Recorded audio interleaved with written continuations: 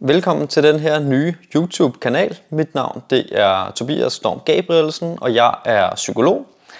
Det som der er formålet med den her YouTube-kanal, det er at jeg vil besvare forskellige emner og spørgsmål, som I sender til mig. Det vil være spørgsmål inden for forskellige psykologiske problemstillinger.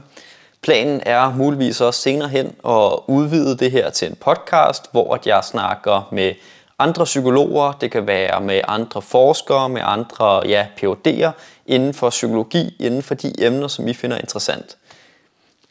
Jeg har en personlig praksis, hvor jeg har klienter her i København. Jeg har også klienter online, og nogle af de emner og områder, som jeg blandt andet arbejder med, det er stress, angst, depression, sorg, traumer, parrelationer, ensomhed, lavt selvværd osv.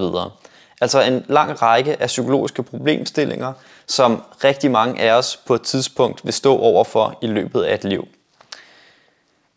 Rigtig mange af jer har allerede set mig lave en masse videoer om aktier og investeringer. Det er også et område, som jeg har som en stor hobby og interesse. Men jeg har synes, at det var relevant her nu at oprette den her nye YouTube-kanal, hvor jeg altså snakker udelukkende om psykologiske emner. Jeg har allerede sendt en anonym rundspørg ud til nogle af dem, der har fulgt mig inde på mit investeringsunivers på den Instagram-kanal, jeg har. Og der har jeg spurgt jer, der har set med her, til at stille mig nogle spørgsmål, hvis I havde nogle spørgsmål i forhold til emner inden for psykologiens verden, som I synes kunne være interessante, at jeg forsøgte at besvare. Og jeg har valgt, jeg har kigget dem alle sammen igennem, og der er rigtig, rigtig mange gode forslag, I er kommet med. Og jeg vil i den her video fokusere på et emne, som der er relevant for rigtig mange mennesker. Det er nemlig en angstproblematik. Og det er desværre sådan, at der er rigtig mange, der lider af en angstproblematik i Danmark. Og det er noget, som rigtig mange mennesker allerede har stiftet bekendtskab med, eller kender nogen, der har stiftet bekendtskab med. Så det, som jeg vil gøre her nu, det er, at jeg her på min telefon vil læse den besked op, som jeg har fået i den her anonyme online survey, som jeg lagde op. Så der er en, der bare skriver her, det er ganske kort, angst for døden. Og så skriver han bare lidt i stikordsform, altså ende i en spiral, når først man tænker over, hvad der måske sker med en selv og ens sjæl, når den dag kommer. Så det her, det er jo en kort formuleret problematik om at have dødsangst. Og dødsangst, det er også en af de angstproblematikker, der er rigtig mange mennesker, der har. Den måde, som jeg vil arbejde med dødsangst på og arbejder på det med i min psykologpraksis, det er ved hjælp af det, man kalder metakognitiv terapi. Inden for psykologiens verden, så har man mange forskellige terapiretninger. Man har blandt andet noget, der hedder kognitiv adfærdsterapi, man har metakognitiv terapi, man har noget, der hedder acceptance and commitment therapy, så har man mindfulness-baseret terapi, man har psykodynamisk terapi. Der er mange forskellige terapiretninger, der arbejder meget forskelligt. Det, som den metakognitive terapi den arbejder med, og som den er særlig effektfuld ved, det er blandt andet angstproblematikker. Ved den metakognitive terapi, så kan man ikke så meget ind og kigger på, hvorfor er det, du er angst for døden. Man går ikke så meget ind og kigger på, hvad årsagen er til, at der er dødsangst. Det, som man i stedet for at fokusere på, det er konkrete værktøjer til at reducere overtænkning. Fordi den her angstspiral, man kommer ind i, den er så massiv, at det kan, hvis man har sådan en angstproblematik, så kan den være så massiv, at noget af det, som der er forskningsmæssigt belæg for, det er, at en af de mest effektive metoder til at reducere for eksempel dødsangst, det er at lære strategier, som der kan reducere tiden og mængden af de her gentagende bekymringer. Fordi det kan blive et problem, hvis det er, at meget af ens dag går med at tænke på for eksempel dødsangst. Og det kan det sagtens være, altså for mennesker med angstproblematikker, så er det de her tanker, der kører i ring og i ring og i ring. Og det behøver ikke at være dødsangst, det kan være alle mulige andre angstproblematikker.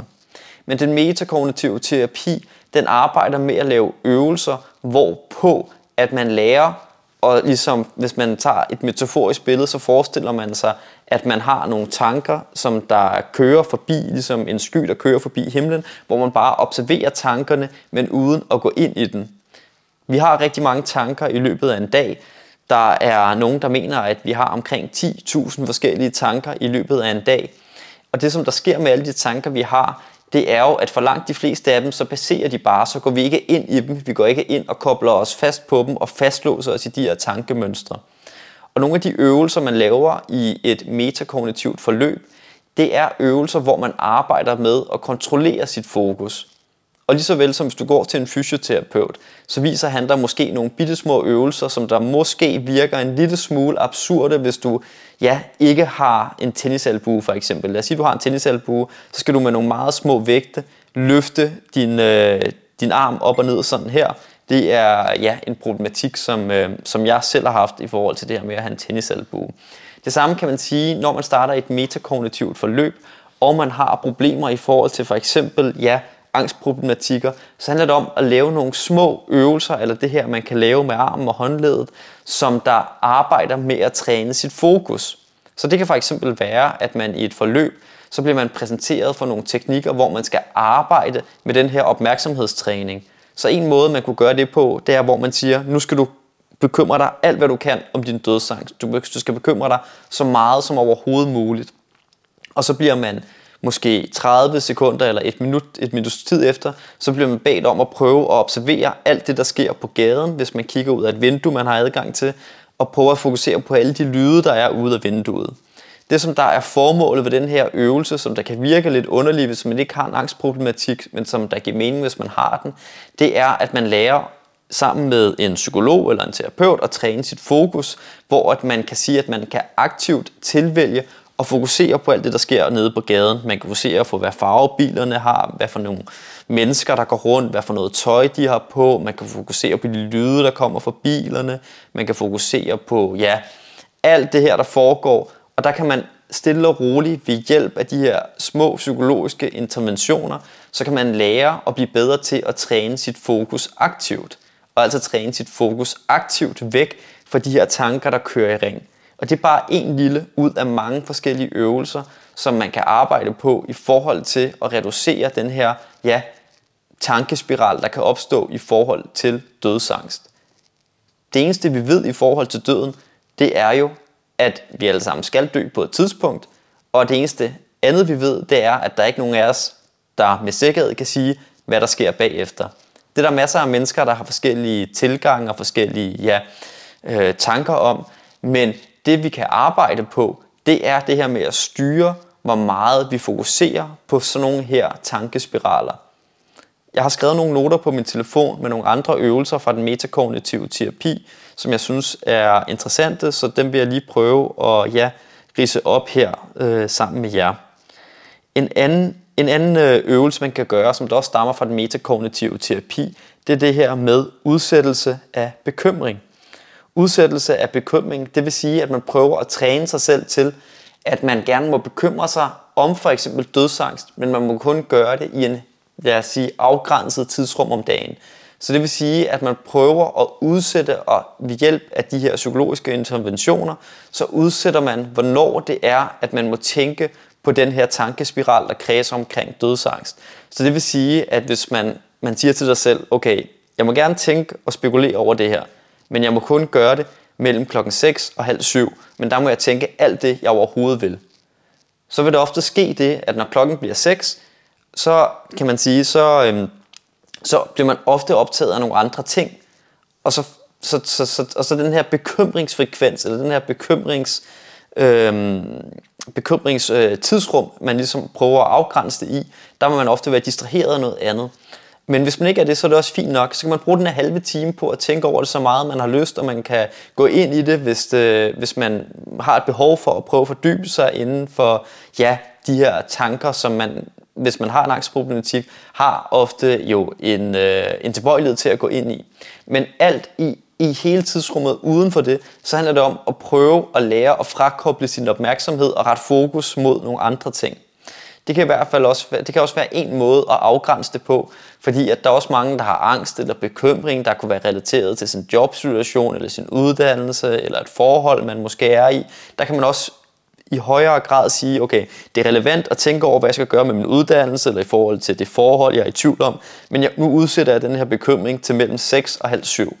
Så det kan også være en måde, hvor man siger, at du må gerne bekymre dig om det, fordi der kan også ligge nogle ønsker om at forberede sig. Det er så lidt mindre relevant til dødsangst, fordi der er det jo bogstaveligt talt en usikkerhed, som vi ikke aldrig kan finde ud af. Hvorimod at nogle af de her andre angstproblematikker eller bekymringstendenser, der kan det være hensigtsmæssigt at bruge noget af dagen på at tænke over det. Men hvis det konsumerer og optager hele sin dag, så er det i høj grad ikke særlig hensigtsmæssigt.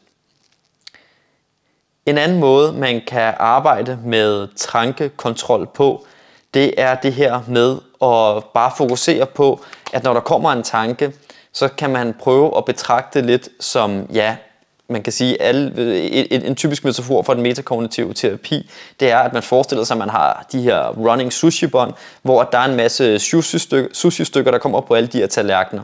Så kan man sige, okay, der er jo nogle gange flere hundrede, måske nogle gange 500.000 sushi-tallerkener med et lille bitte stykke sushi-anretning på. Hvis man ser det som en tanke, at det her, det er bare en hel masse tanker, vi har, hvor så kommer der en tanke, der leder til den næste, der leder til den næste, der leder til den næste. Så alle de her tallerkener, der kører forbi ind på det her running sushi-bånd, det kan man sige, det kan man repræsentere som tanker, hvor det handler om at lade være med at tage fat i dem og begynde at knæve og spise dem og gufle i dem osv. Så handler det bare om at se de her tanker køre forbi, uden aktivt at gå ind i dem. Det kan man også lave forskellige øvelser med i et terapeutisk forløb, hvor man igen arbejder med at bryde den her fastlåsning af tanker. Så et andet eksempel, man vil for eksempel arbejde på den metakognitive terapi, det er, at man kan blive bedt om at lytte til alle de lyde, der er i rummet. Så skal man fokusere stille og roligt på de lyde, der er i rummet. Det kan være, at der igen er noget vindstøj. Det kan være, at der er nogle ting, der risler eller rasler lidt udenfor, eller noget vand, der er i gang med at løbe ned fra en vandhane, eller hvad det nu kan være. Og så bliver man også bedt om at indspille nogle af de bekymringer, man har, for eksempel omkring dødsangst, og høre det altså i en earphone, som der bliver placeret i det ene øre. Og så skal man prøve at fokusere først på de her bekymringer, man har her, og så prøve at fokusere ud af med det andet øre, og skifte igen sin opmærksomhed fra A til B. Og det lyder lidt specielt, hvis man ikke har en angstproblematik, men det kan have en rigtig god effekt, hvis det er, at man har en angstproblematik, fordi at man kan arbejde med den her opmærksomhedstræning. Det vil sige, at man kan både gøre det visuelt ved at kigge ud af vinduet, man kan gøre det ved at have noget i øret, hvor man prøver først at fokusere alt sit fokus på tankerne, og så fokusere på alle de lyde. Man kan også gøre det, mens man går afsted udendørs for eksempel. Noget af det, som der er meningsfuldt i det her, det er at opnå en bevidsthed om, at man godt kan styre sit fokus. Man kan styre de tanker, man har i langt højere grad, end man måske går og tror. Så det her, det er bare en lille udkast, et lille udpluk af nogle af de måder, som man i et terapiforløb kan arbejde med for eksempel sådan en her angstproblematik på. Og det er noget, der strækker sig fra gang til gang, hvor man fra gang til gang, når man har et forløb, så bliver man bedt om, så vil jeg, hvis du var i terapi hos mig for eksempel, eller en anden psykolog, der også arbejder med den her metode, så vil du blive fra gang til gang bedt om at lave noget såkaldt hjemmearbejde, hvor du skal lave de her øvelser, inden vi mødes næste gang. Så snakker man om, hvordan det er gået. Man snakker om, hvad du har oplevet, når du har lavet de her øvelser. Og så bygger man hele tiden ovenpå, sådan så at man bliver bedre og bedre til at styre sin opmærksomhed og styre sine tanker, og blive bedre til ligesom at holde den her angst på afstand. Så det er nogle af de måder, man kan arbejde med den her problematik på, som der i hvert fald er stor evidens for, kan have en rigtig positiv effekt. Jeg håber, at den her lille video, den gav nogenlunde mening for dig. Hvis du har nogle spørgsmål, nogle ting, du gerne vil have uddybet, eller nogle emner, du kunne tænke dig, at jeg snakker yderligere om, så kan du enten skrive til mig her i kommentarfeltet, eller du kan sende mig en mail, som jeg også lægger op her i videobeskrivelsen. Okay, det var alt for nu. Vi ses bare i en kommende video.